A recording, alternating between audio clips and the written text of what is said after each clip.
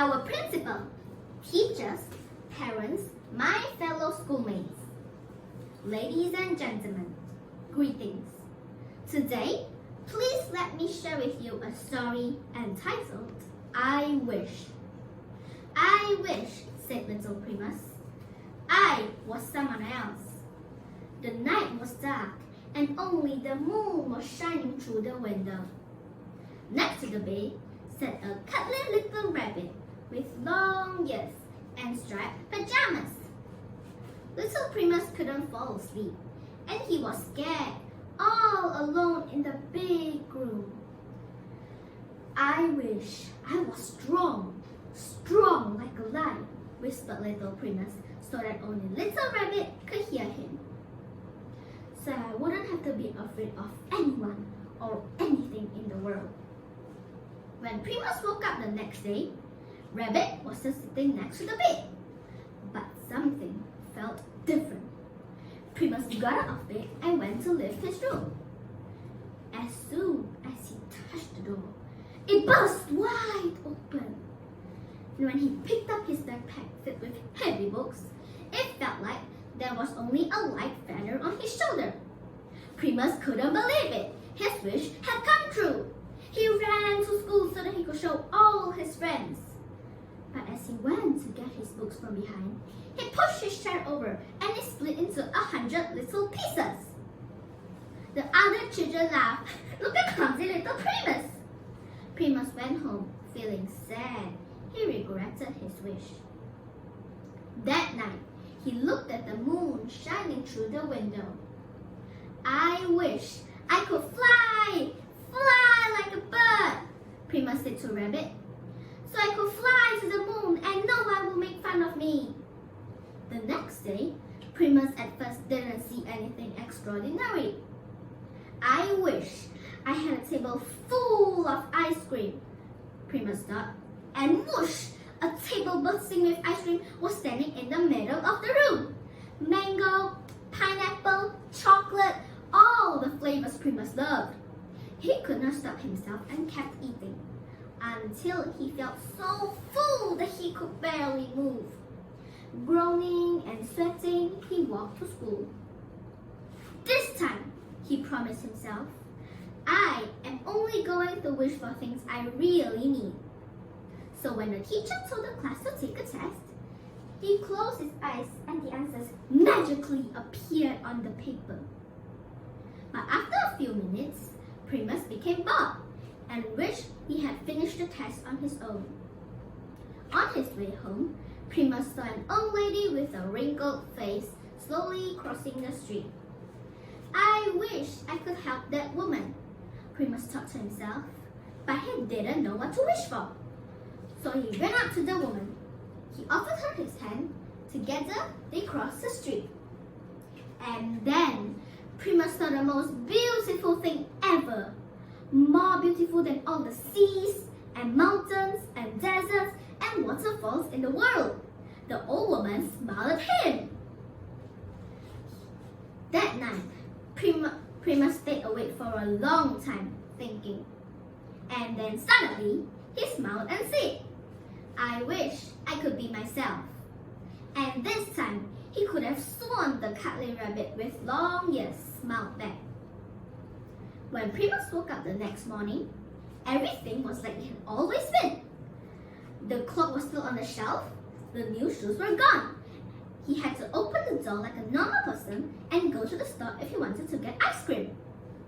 But as he left his room, something magical happened. His mouth twitched upwards and his eyes started twinkling with joy. Primus was smiling. Primus could not fly to all the beautiful places in the world every day, but he could see the beauty of the world in the everyday places. And inside, Primus felt like he was flying without ever leaving the ground.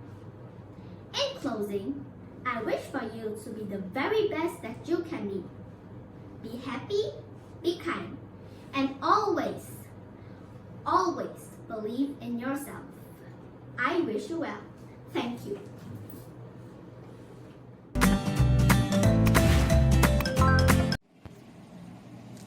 Hi, my name is Hamza Han. I'm from Foizora. Today I'm going to tell you a story about which shoes do you choose. Katie was tired of all her same old shoes. I want shoes I choose, she said. She went to the store to buy new ones. The sales clerk asked, which shoes do you choose? Katie said, I want shoes that are braggy, not baggy. Let me see, said the clerk. We have small shoes and tall shoes and walk on the wall shoes.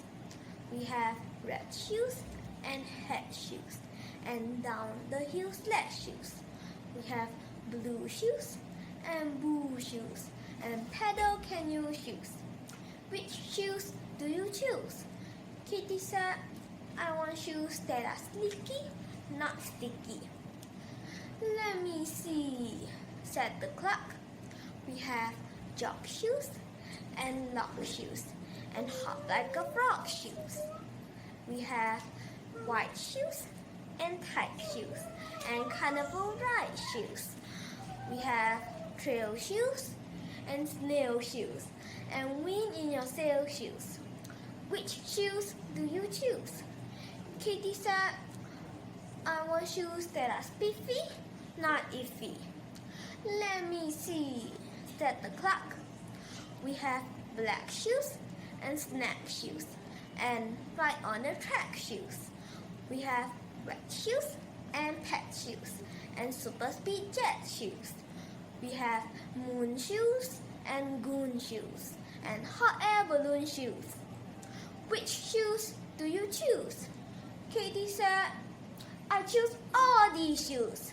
She bought all the shoes and took them home.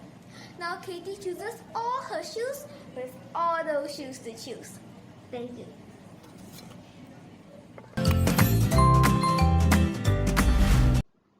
A jolly good morning to the principal, teachers, judges, and my friends. Today, I'm gonna tell you this story about the man and his gold coins. Sam was a greedy and selfish man. He always desired to have lots and lots of money. And he never hesitated to cheat others to make money. Also, he never wished to share anything with the others. He also paid all his servants low wages. However, one day, he learned a lesson that changed his life forever. It so happened that one day, a small bag that belonged to Sam was missing. Sam searched high and low for it, but could not find the bag. Sam's workers, friends, and his neighbors joined the search. But all their efforts were in vain. After a couple of days, a 10-year-old daughter of a man working for Sam found the bag. She told her father about it. Her father identified the bag as the one missing. He immediately took it to his workmaster, Sam. Sam was happy to get his coins back, but decided to play a trick. He yelled at his worker, I had 75 gold coins in this bag. Where are the other coins? You have stolen them. The worker was shocked to hear this and pleaded his innocence. Sam did not accept this story and decided to take the issue to court. The judge examined the bag and asked the daughter and the worker about the coins in the bag, and they had assured it was 50. Then the judge cross-examined to Sam. Sam replied, Yes, my lord. I have 75 gold coins in this bag, but they gave me only 50. Hence, it's quite obvious that they have stolen the other 25 gold coins. The judge asked Sam, "Are you sure there were 75 gold coins in his bag?" Sam nodded vigorously. Then the judge made his judgment.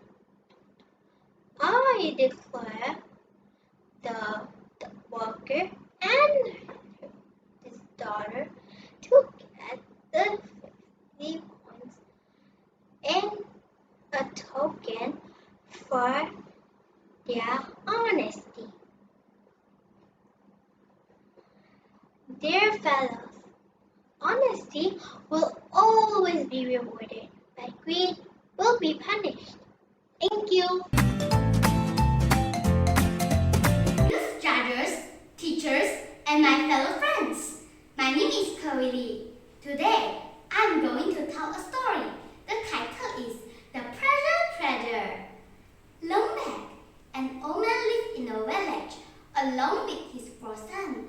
All the sons were very lazy, so the old man had to work hard in his field. After some time, the old man realized that his end was near. He called his son to him and said, "Now I'm about to die. If you die, what would happen to us? We don't even know how to work."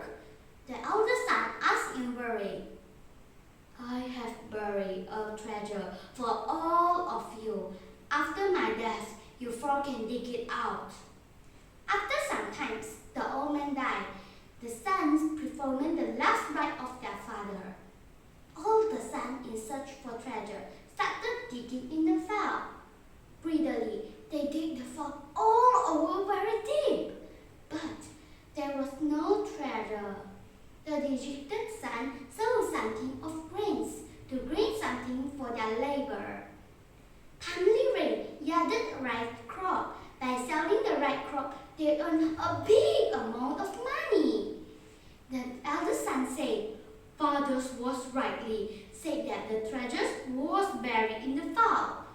So, the story let me know hard work never goes unrewarded. Thank you.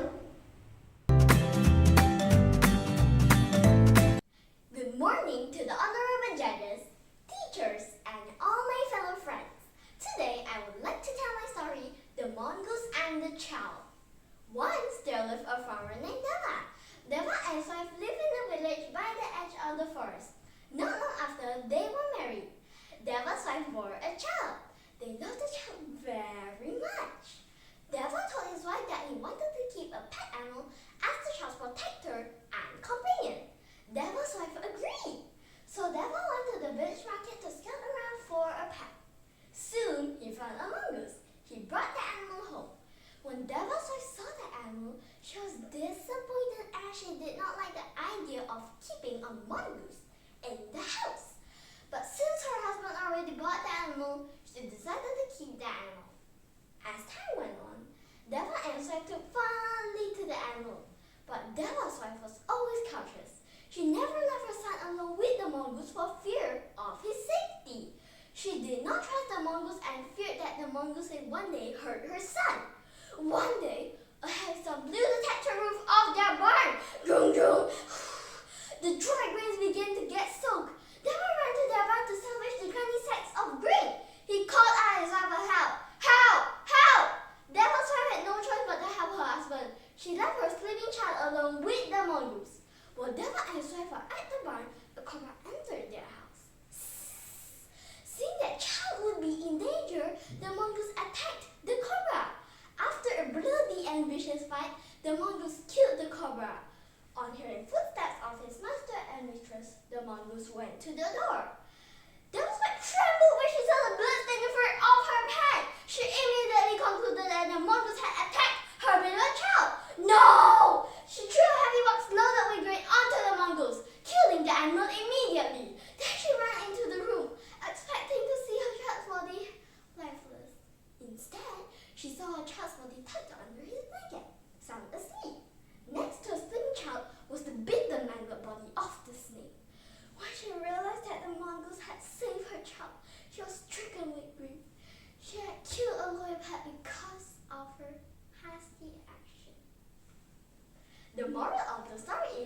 Never act in haste and always look before you leap. Thank you.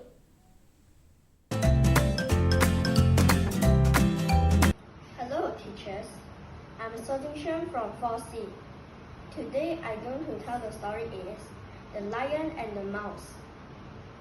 Once when a lion was asleep, a little mouse began running up and down upon him.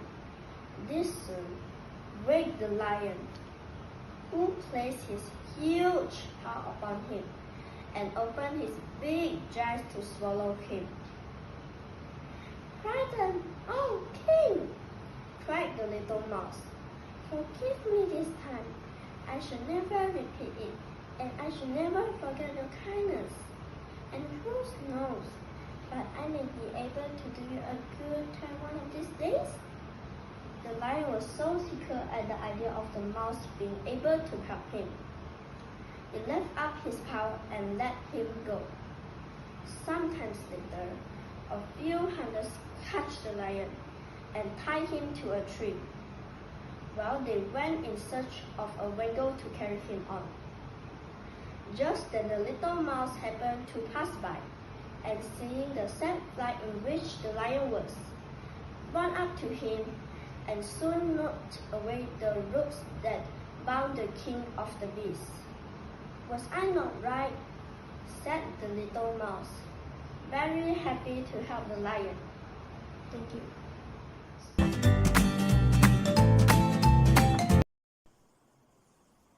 Once upon a time, there lived ants and a grasshopper in a meadow. All day long, the ants would work hard, collecting grains of wheat from the farmer's field far away. They used to work in much disciplined manner. They would hurry to the field every morning as soon as it was light enough to see by, and toiled back with heavy grains of wheat balanced on their heads. They will put the grains of wheat carefully away in their larder and hurry back to the field for more. On the other hand, the grasshopper is lazy and will rest all day in the shades, singing songs to himself and even eating tasty treats. He would enjoy his life to the fullest and hardly cared what comes next. Days went by, and Grasshopper hopped around lazily in the grass, chirping and singing to himself because life was good, while ants were carrying grains and taking them back to their nest with great toil. One day, while the ants were carrying grains, one of the ants fell down due to the heavy weight of the grains. He was tired and hurt. Instead of helping the ant, the grasshopper looked at him and laughed. The ant asked, "Mr. Grasshopper, would you please help me with lifting the grain to my nest? I will be really thankful to you." But the grasshopper ignored him and continued playing his music. With many efforts, the ant alone lifted the grain.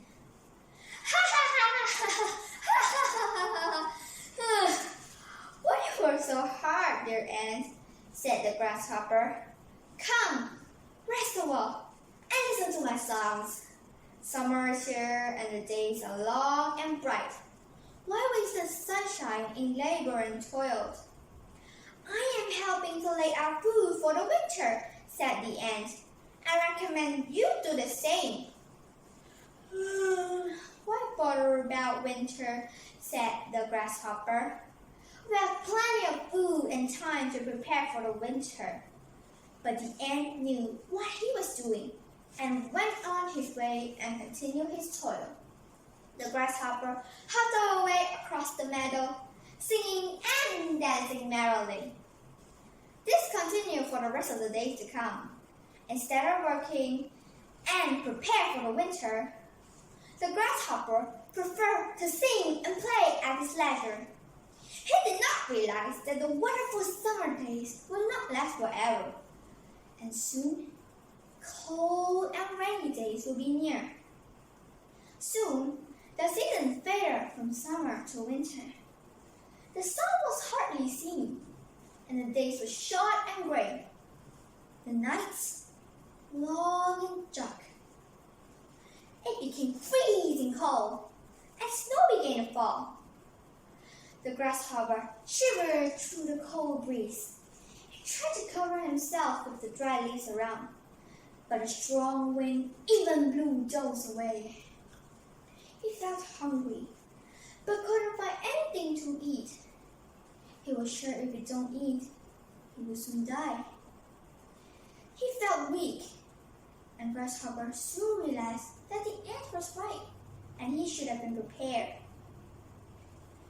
He was cold and hungry, but couldn't find anywhere to shelter from the snow, and nothing to eat. The meadow and the farmer's field were covered in snow, and there's no food to be had. He found himself dying of hunger while he saw the ants enjoying the food collected and stored from the summer. Ah, I shall go to the ant and ask them for food and shelter, declared the grasshopper, perking up. So he staggered to the ant hill, knocked on their door. Toc, toc, toc, toc, toc, toc, toc. Hello, ants, cried the grasshopper cheerfully. Here I am to sing for you as I warm myself by your fire, while you get me some food from a larder of yours. No, no, Mr. Grasshopper, we do not wish to listen to any song of yours. He begged them to let him in and asked for something to eat, or not he will soon die. What? Cried the ant in surprise. Haven't you stored anything away from the winter? What in the world are you doing all last summer? I was so busy playing the music, complained the grasshopper. And then, as I played, the summer was gone. The ants shook their heads in disgust, turned their backs on the grasshopper, and went on with their work.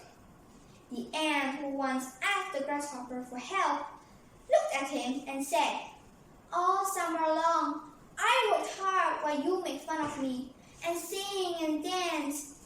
You should have thought of winter then. Find someone else to sing, grasshopper. There's no warmth or food for you here. And so the ant shut the door in the grasshopper's face. The grasshopper could do nothing but cry. The end. The moral of the story is, we must work hard for our future and be responsible for ourselves. Thank you.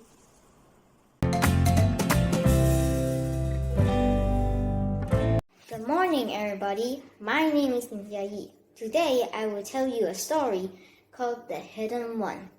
A long time ago, in a village by a lake, there lived a great hunter who was invisible. He was called the Hidden One.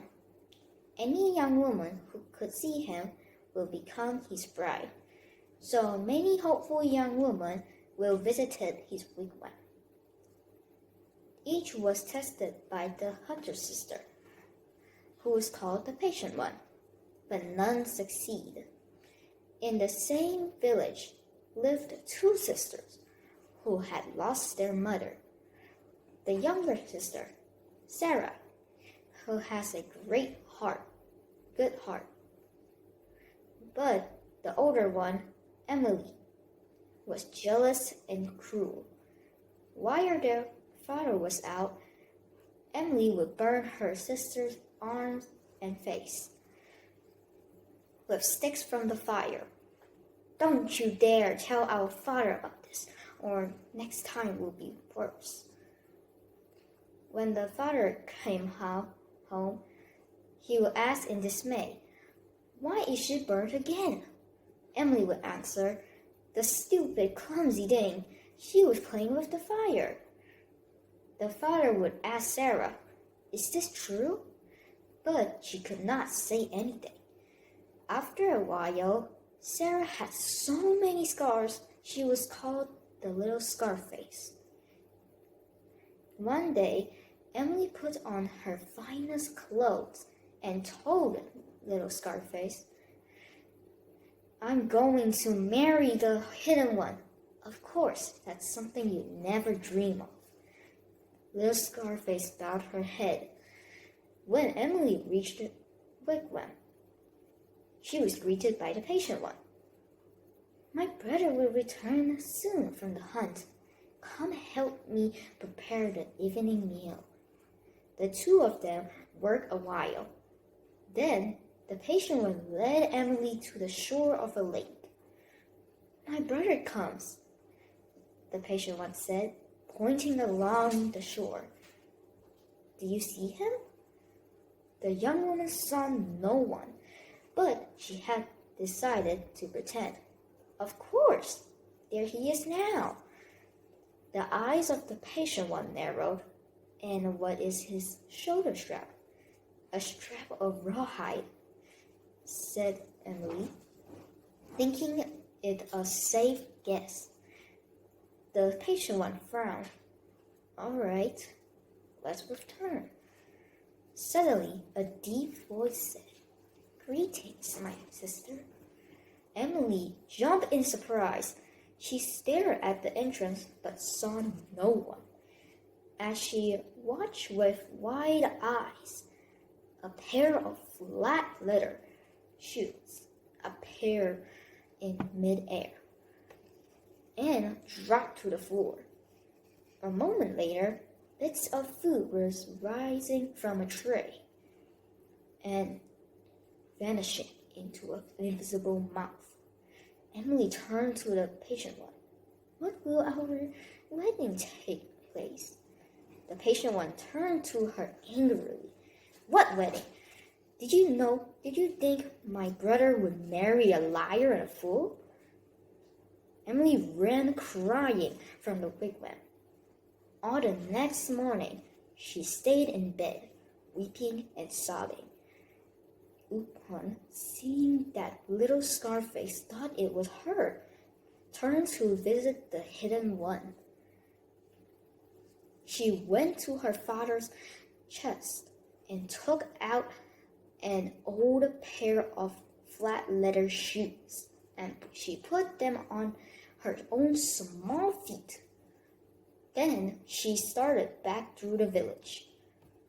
"Look at the little Scarface," yelled the boy. "She's dressed like a tree." "Hey, little Scarface," a young man called. "Are those shoes big enough for you?"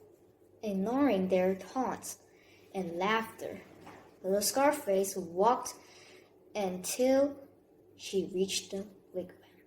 Little Scarface also helped prepare the evening meal. Then the patient one led her to the lake.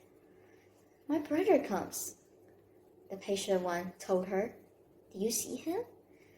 Little Scarface gazed along the shore. "I'm not sure." Then her eyes lit in wonder. "Yes, I see him. But how can there be such a one?" The patient one looked at her curiously. "What is his shoulder strap?" "His shoulder strap is the rainbow." The patient one's eyes grew wide. "And his bowstring?" "His bowstring is the Milky Way." The patient one smiled. "Let us return." When they reached the wigwam, the patient one took the strange clothes off little Scarface and washed her with water from a special jar. All her scars disappeared, leaving her skin shining and smooth. A magic comb made her hair grow quickly to her waist, ready for braiding.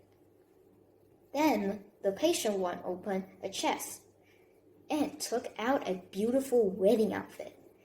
Little Scarface and Wash had just put it on when a deep voice said, "Greetings, my sister."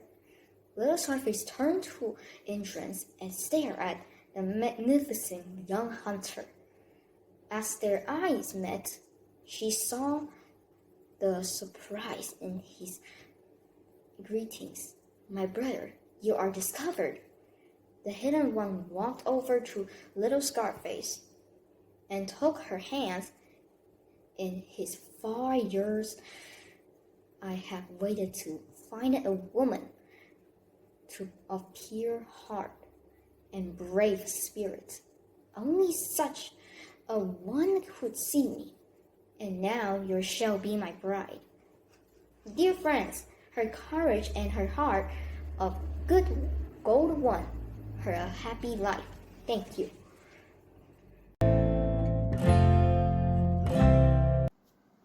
Good morning, my teacher and my fellow friends.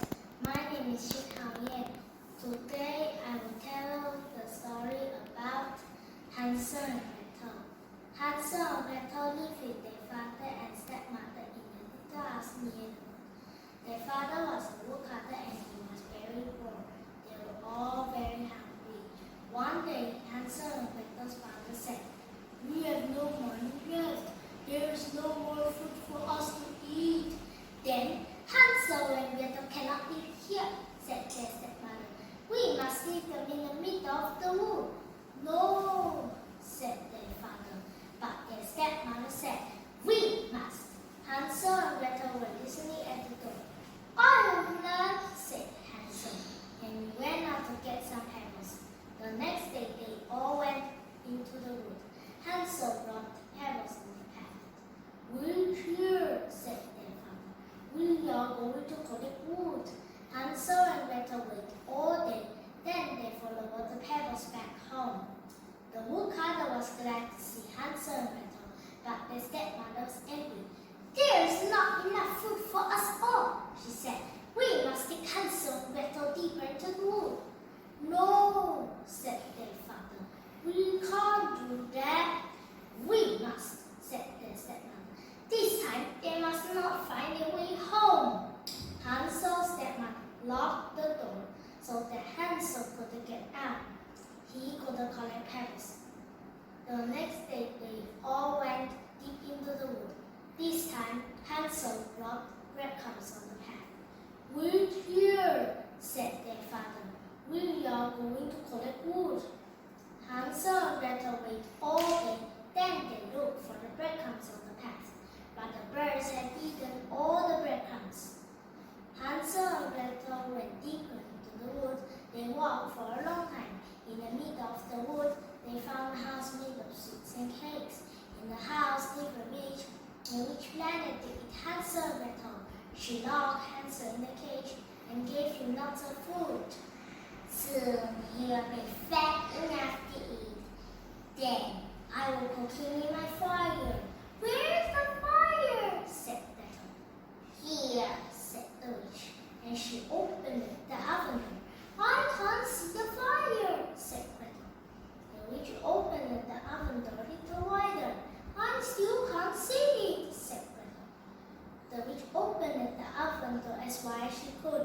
Gretel pushed her in and locked the door. Gretel let Hansel out of the cage. "Look at all this money," said Gretel. "We can take this home and buy food with it."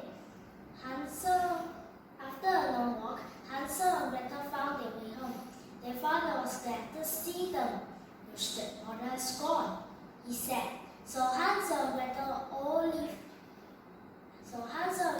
and their father all lived happily ever after in the little house near the wood. The moral of the story is we need to clever mind like Hansel and Gretel, who saved themselves from the danger. Thanks.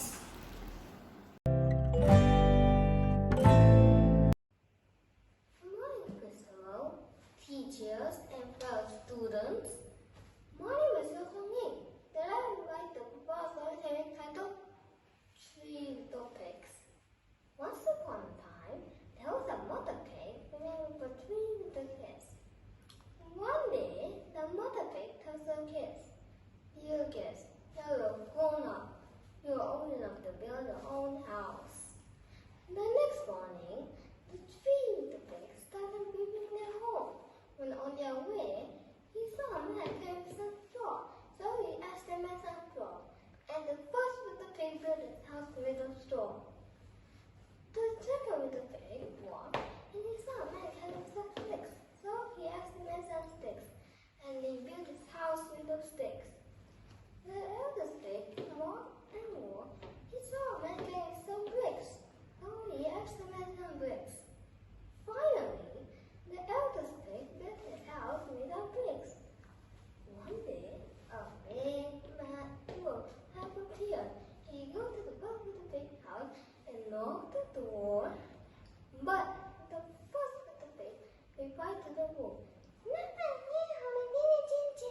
and the big one wolf huffed and rolled the straw house down. And the first little pig went slowly to his brother's house. The two little pigs at the stick house, they locked the door, and the big bad wolf knocked the door. But the two little pigs replied to the wolf, and the big bad wolf was very angry. He huffed and puffed and moved the stick house down. And the two little pigs ran fast as they can to his elder brother's house. The three little pigs at the brick house are very scared of the big bad wolf. The big bad wolf knocked the door, but the three little pigs replied the same word to the big bad wolf.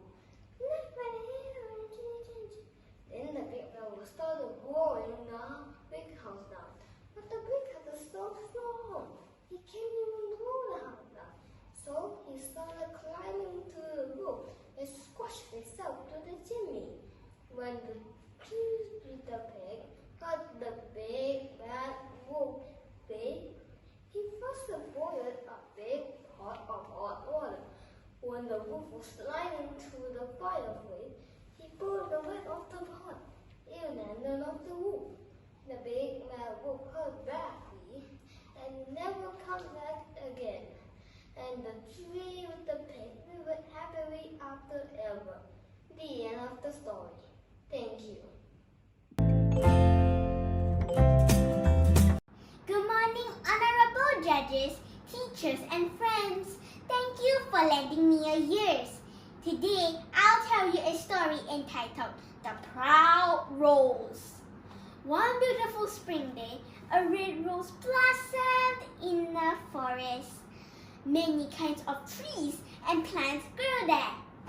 As the red rose looked around, a pine tree nearby said, "What a beautiful flower! I wish I was that lovely." Another tree said, "You pine, do not be sad. We cannot have everything." The red rose turned its head and remarked, "It seems that I'm the most beautiful flower in this forest." A sunflower raised its yellow head and asked, "Why do you say that? In this forest there are many beautiful flowers, and you are just one of them." The red rose replied, "It seems that everyone is looking at me and admiring me." Then the rose looked at the cactus and said, "What an ugly plant, full of thorns!" The pine tree said, "Red rose, what kind of a talk is this? Who can say what beauty is? You have thorns too." The rose angrily looked at the pine tree and said, "I thought you had good taste. You do not know what beauty is at all. You cannot compare my thorns to that cactus." What a proud flower, thought the trees. The rose tried to move its roots away from the cactus, but it could not. As the days passed, the rose would say insulting things like, "This plant is useless." How sorry I am to be his neighbor. The cactus never got upset and even tried to advise the rose by saying things like, "God did not create any form of life without a purpose. Spring passed and the weather became very warm. Life became difficult in the forest as animals and plants needed water, but no rain fell. The rose started to wilt. One day, the rose saw sparrows stick their beaks into the cactus and flew away refreshed. This was puzzling, and the rose asked the pine tree, what were those birds doing? Those birds got water from the cactus. Does it not hurt when they make holes? Asked the rose. Yes, but the cactus does not like to see any bird suffer, replied the pine tree. The rose opened its eyes in wonder and said, the cactus has water? Yes, you can also drink from it. The sparrows will bring the water over to you if you ask the cactus for help. The rose was ashamed by its past words and behavior. But then it finally did ask the cactus for help. The cactus kindly agreed, and sparrows filled their beaks full of water and watered the rose's roots. So the moral of this story is, you should never judge someone by their appearance. Thank you!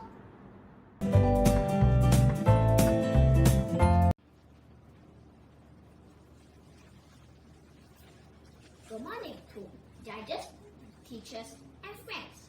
My name is Liza Green from 4 Interact. Today, I would like to share with you a story entitled The Little Naughty Elephant.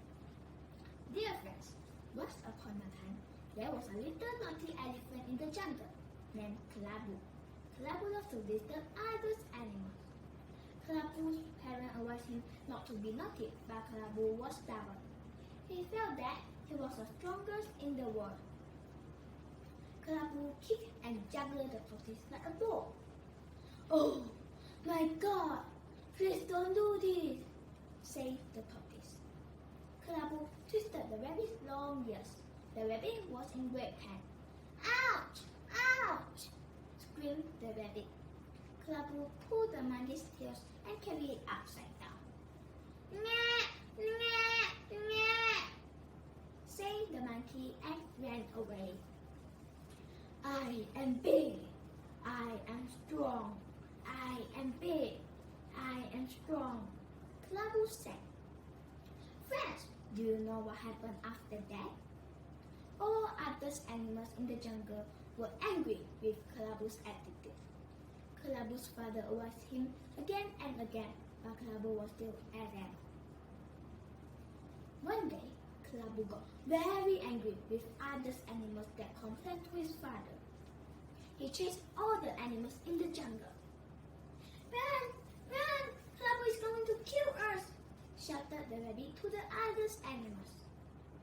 Unfortunately, Kelabu's leg got stuck in the hunter's trap. Help! Help me! Kelabu screamed, but suddenly, stop! I think we should help Kelabu. He's trapped, said the monkey.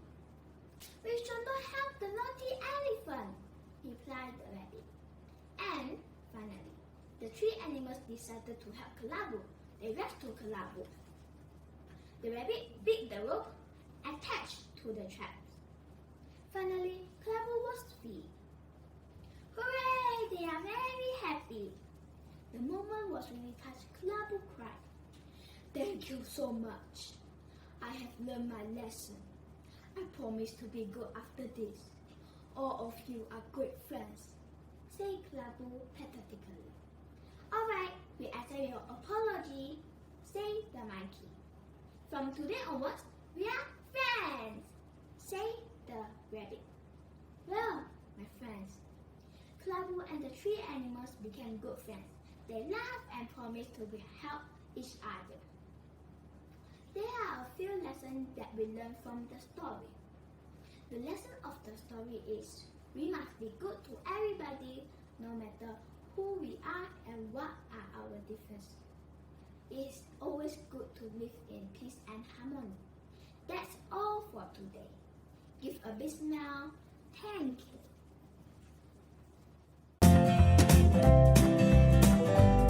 Good morning to honorable judges, beloved teachers, and fellow friends. Thank you for lending me your ear. Today, I would like to tell a story entitled The Proud Red Rose. One beautiful spring day, a red rose blossomed in the forest.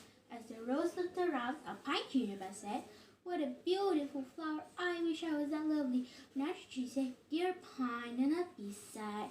We can't have everything." The rose turned and remarked, "It seems that I am the most beautiful flower in this forest." A sunflower raised its yellow head and asked, "Why do you say that? In this forest there are many beautiful flowers. You are just one of them." The red rose replied, "I see everyone looking at me and admiring me." Then the rose looked at the cactus and said, "Look at the ugly plant, full of thorns." The pine tree said, "Red rose, what kind of talk is this? Who can say what beauty is? You have thorns too." The proud red rose looked angrily at the pine and said, "I thought you had a good taste. You do not know what beauty is at all. You cannot compare my thorns to that of the cactus." What a proud flower, thought the trees. The rose tried to move its roots away from the cactus, but it could not move. As days passed, the rose would look at the cactus and say insulting things like, "This plant is useless. How sorry I am to be his neighbor." The cactus never got upset and even tried to advise the rose, saying, "God did not create any form of life without a purpose." Spring passed and the weather became very warm. Life became difficult in the forest as there was no rain. The red rose began to wilt.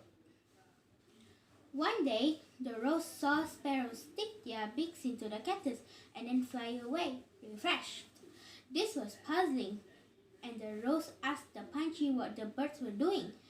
The pine tree explained that the birds were getting water from the cactus. "Does it not hurt when they make holes?" asked the rose. "Yes, but the cactus does not like to see the birds suffer," replied the pine. The rose opened its eyes in wonder and exclaimed, "The cactus has water?" "Yes, you can also drink from it. The sparrows can bring water to you if you ask the cactus for help." The rose felt too ashamed to ask the water from the cactus, but it did ask for help. The cactus kindly agreed. The birds filled their beaks with water and watered the rose roots. Thus the rose learned a lesson and never judge anyone by their appearance again. Thank you. That's all for today. Hello and good day to respected judges, teachers and friends. I am Vinisha from Class 4 Art. Today I am going to tell a story titled The Dirty Laundry in Parcel Delivery. Before the start of the Christmas holidays, Karina, a fresh university student, called her parents to inform them her plan to return home. Excited, her parents were eagerly waiting for her return. But instead, all they received was a parcel. "What parcel is this?" asked her mother. "Who sent this parcel?" asked her father. As they hurriedly opened the parcel, they realized it was sent by their daughter. Karina's mother was very puzzled upon opening the parcel. It was full of Karina's dirty laundry. Feeling angry, she immediately called Karina and asked why she sent home her dirty clothes. It turned out that Karina never washed her clothes since she joined university. Whenever she opened her closet, there were always clean and fresh clothes which she brought from home with her. Being in university, Karina didn't have the consciousness of washing her clothes by herself. So she gathered all her dirty clothes to be sent home and washed by her mother. When Karina finally came home for the holidays, she was stunned to find her dirty clothes were left intact in the parcel which she had sent earlier. Puzzled, she ran to her mother and asked her, "Mom, why are my clothes still dirty and not washed?" With a stern and angry voice, Karina's mother said, "Karina, firstly, I want to apologize to you because of me. You don't have the ability to live independently. Secondly, I didn't wash your clothes because you are already a university student and you have to learn to do things on your own. Third and most importantly, I am not your servant. Since it will be Christmas in a few days' time, I will present you with an early Christmas gift, something very unique and special." Surprised, Karina asked her mother what the gift was. So her mother very calmly walked and sat on her rocking chair and said, "Your gift is that from today onwards, I will teach you how to wash the clothes, cook and do all the household chores by yourself. This, my dear, will teach you how to do things on your own and take care of yourself. You must remember that I can't take care of yourself forever, and one day I will be gone." Karina felt very ashamed and guilty after listening to her mother's word, and from that day onwards, promised to do the housework all by herself. The moral of this story is to learn daily chores from our parents and the ability to live independently. Thank you, everyone. Good morning, the honorable judges, teachers, and all my fellow friends. Today, I would like to tell my story, A Caring Son. In a vast sunny island in Africa lived a young man named Musa. He lived with his mother. One day, his mother fell ill. A wise person said that only cure was a fragrant leaf which grew in an oasis far away. Musa told his mother about the fragrant leaf. He asked for her mother's blessings to go and look for the leaf. He promised to find the leaf for her. His mother wished him well. Musa hurried to look for the leaf. On the way, he met an old lady.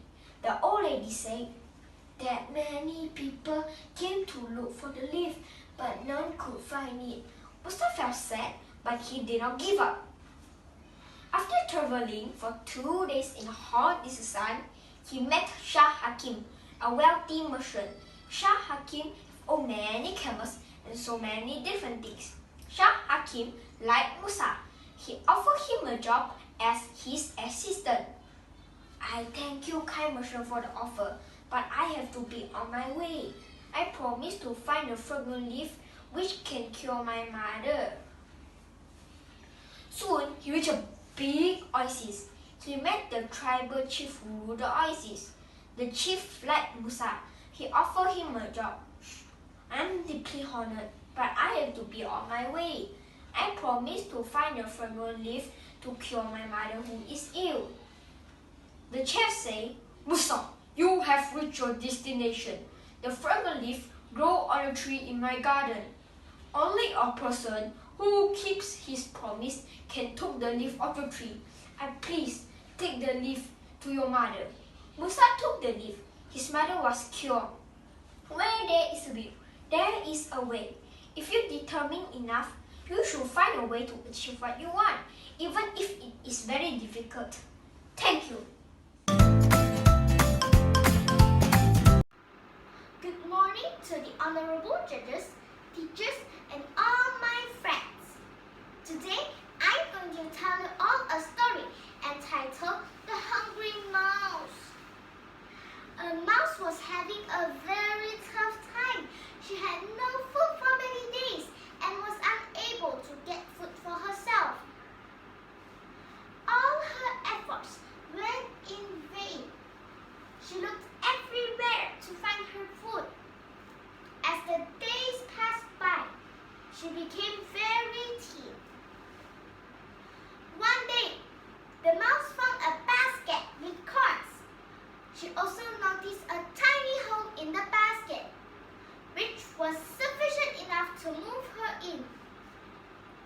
she easily moved inside the hole. Since she had no food for many days, she ate a large amount of corns. Without realizing her, she continuously ate more and more corns. She realized very later that she had ate a lot more than she actually required. After eating a whole lot of corns, she became very fat. Satisfied with corns, the fat mouse tried to come out of the basket through the small hole. Unfortunately, the tiny hole could not accommodate the big mouse. The mouse started screaming, "Oh God, let me out! How can I come out?" A rat, after hearing the mouse screaming voice from the basket, asked her what happened. The mouse told the rat the story and asked the rat for a solution. The rat told her, "If you want to come out of the basket, wait for some time or even days to lose all your fat until you grow thin." The mouse started to starve now, with a lot of food to come out of the trap.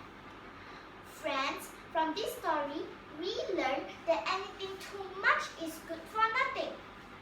Thank you.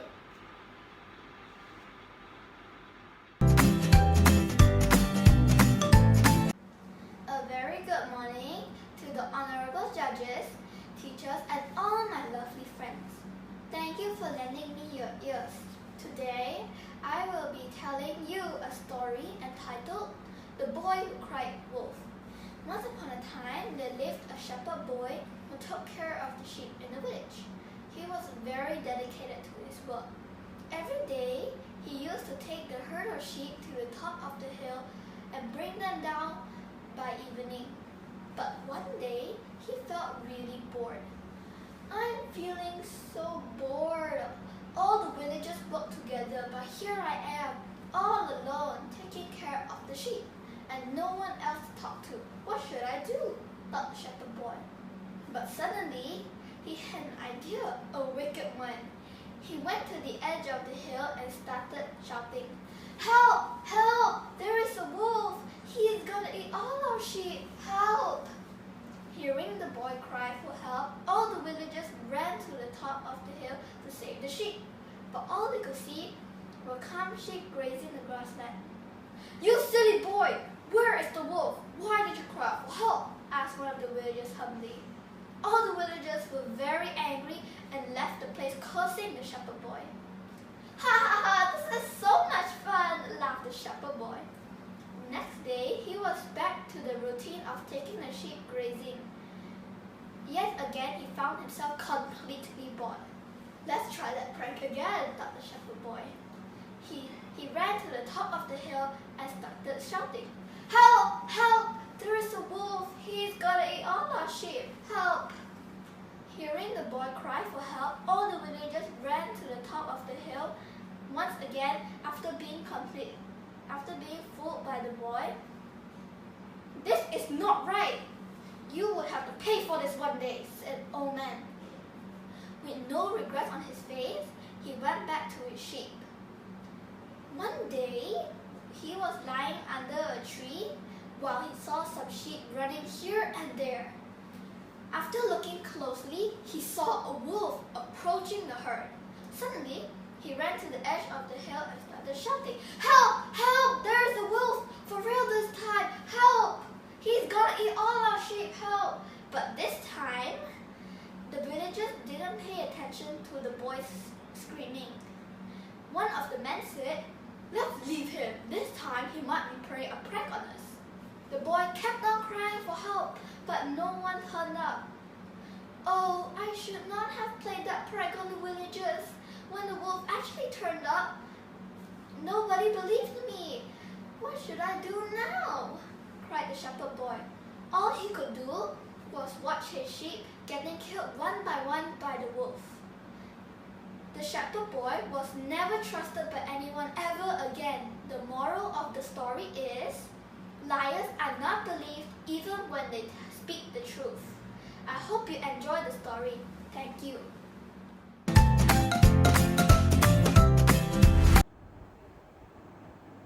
Good morning, the honorable judges, teachers, and all my fellow friends. Today, I would like to tell my story, The Mongoose and the Child. Once, there lived a farmer named Diva. Diva and his wife lived in a village by the edge of the forest. Not long after they were married, Diva's wife bore a child. They loved the child very much. Diva told his wife that he wanted to keep a pet animal as the child's protector and companion. Diva's wife agreed. So, Diva went to the village market to scout around for a pet. Soon, he found a mongoose. He brought the animal home.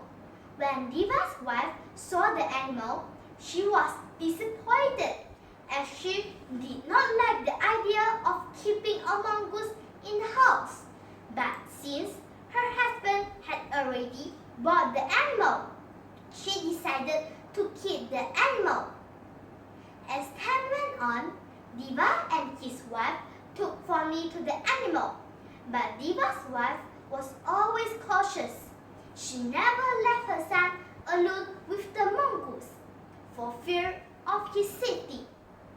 She did not trust the mongoose, had feared that the mongoose may one day hurt her son.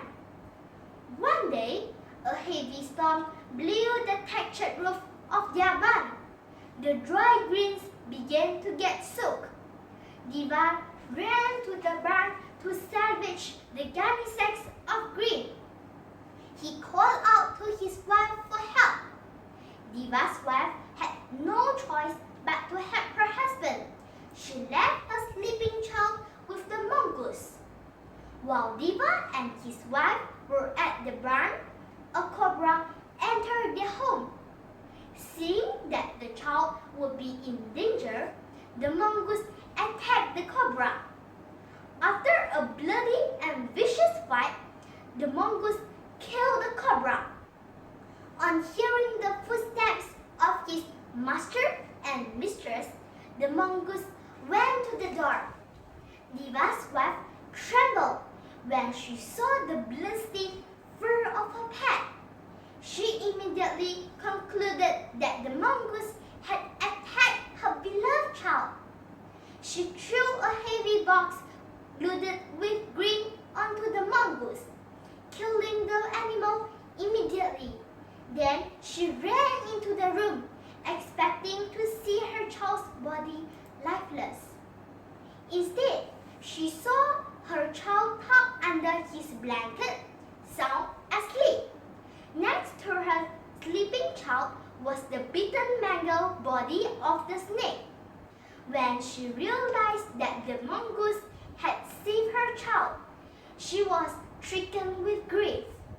She had killed a loyal pet because of her hasty action. The moral of the story is never to act in haste and always look before you leap. Thank you.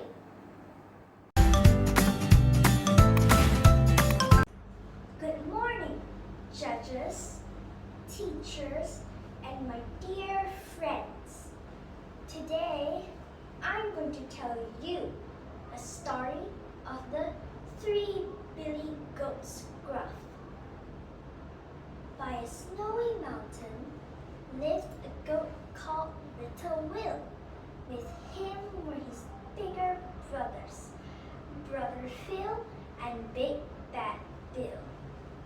In search of tall green grass in the meadow, the three goats went across the road, through the village, across the pond, until they arrived at a long bridge.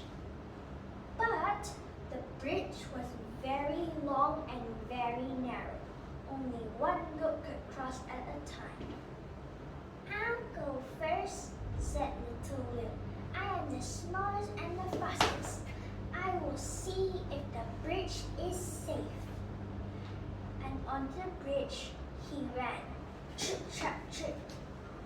Suddenly, Sid the Troll appeared and roared.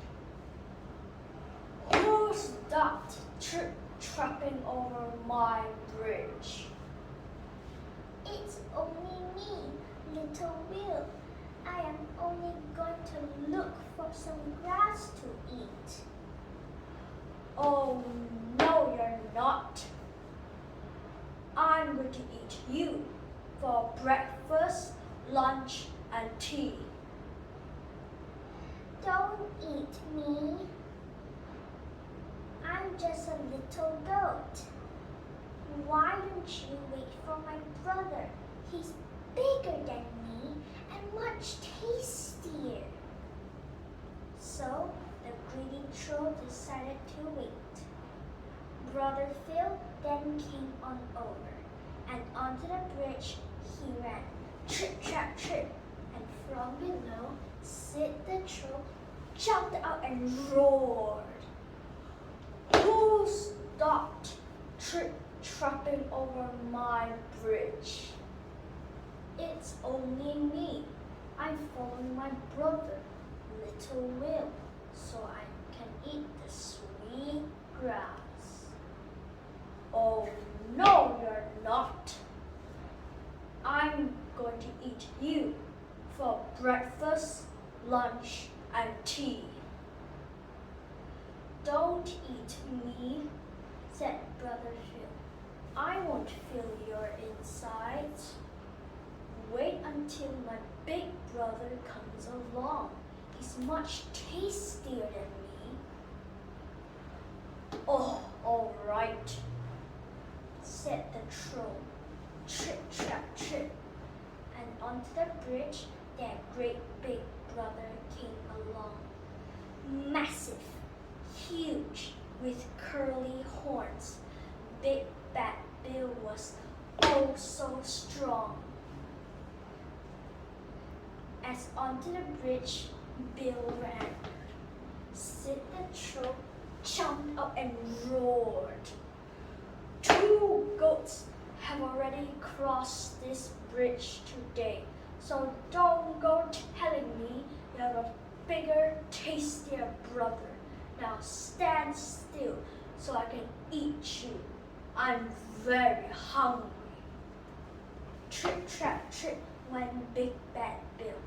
He kicked Sid through the skies.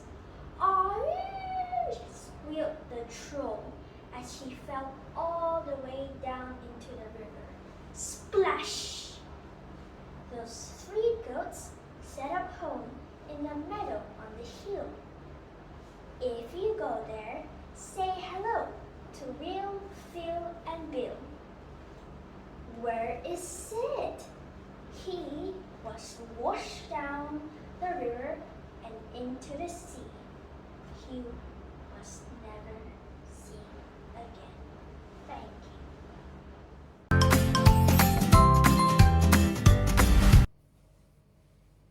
A very good morning to the honorable judges, teachers, and friends. Today, I'm going to tell you a story entitled The Stone Cutter. Once upon a time, there lived a stone cutter in a small village.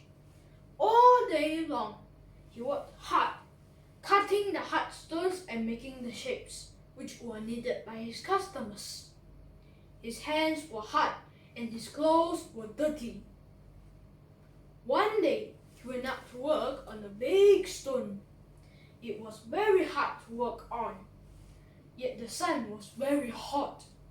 After spending several hours cutting the stone, he sat down in the shade and soon fell asleep.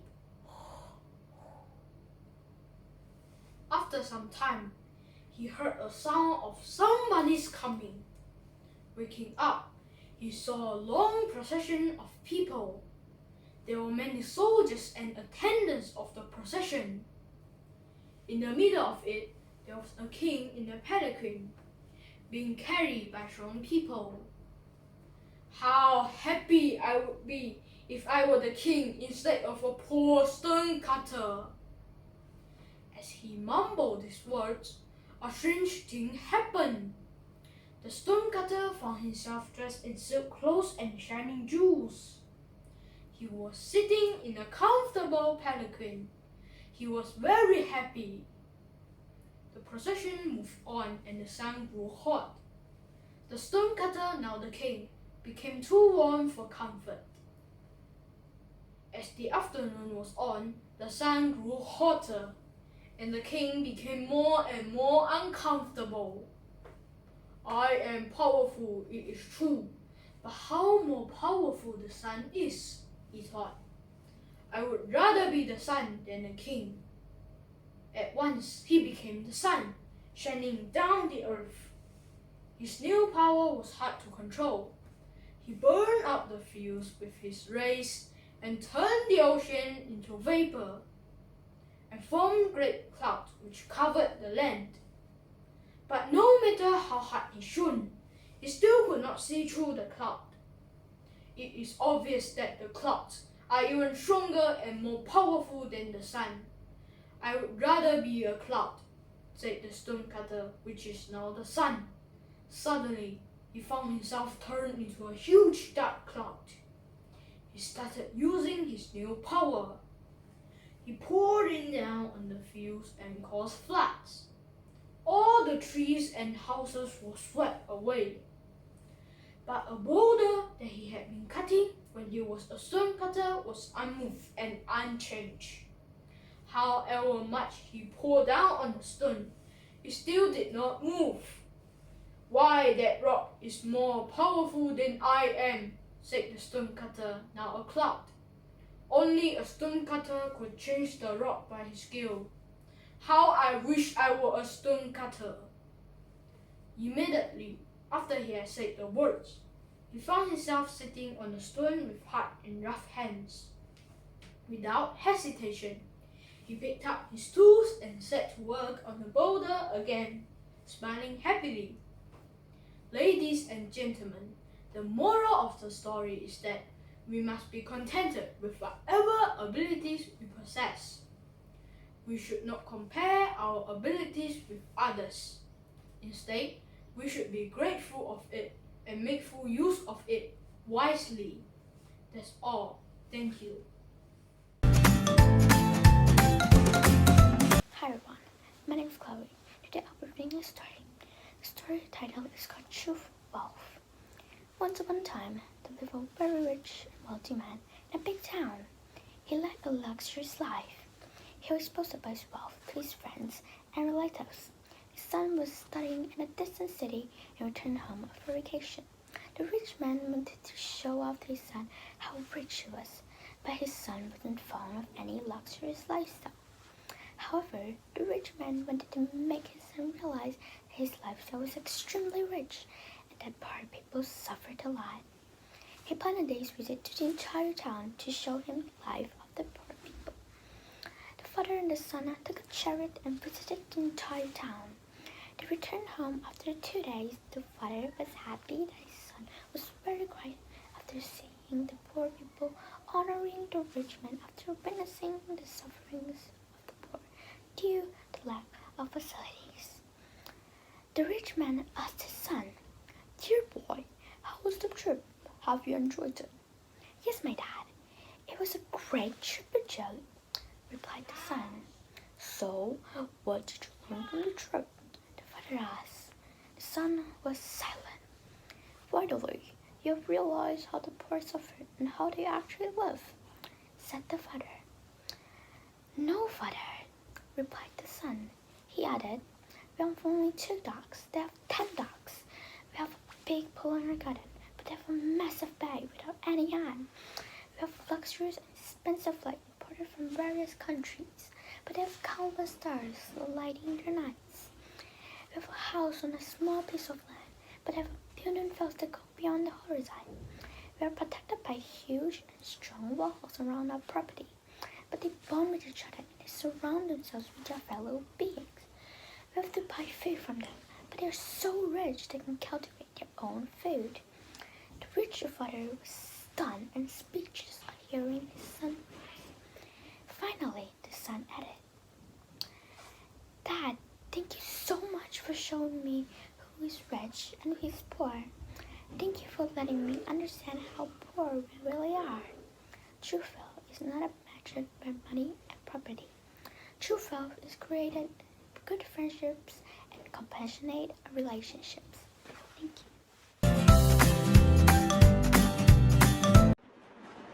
Good morning, headmasters and teachers and all my friends. My name is Zachary Chia. Since it's yet I am from 4H, today I'm going to tell you a story about the precious treasure. Once upon a time, an old man lived in the village along with his 4 sons. All of his sons were idle and lazy, so the old man had to work hard in the field. After some time, the old man realized his end was near. He called all of his sons and said, "I am about to die," the old man said. The elder son said, "If you die, what will happen to us? We don't even know how to work," the elder son said, and worried. The old man said, "I have buried the treasure for all of you in the field. After my death, you 4 can dig it out." After some time, the old man died. The sons performed the last rites of their father. All of the sons in search of the treasure started digging the field. They greedily dig the field all over, very deep, but there was no treasure.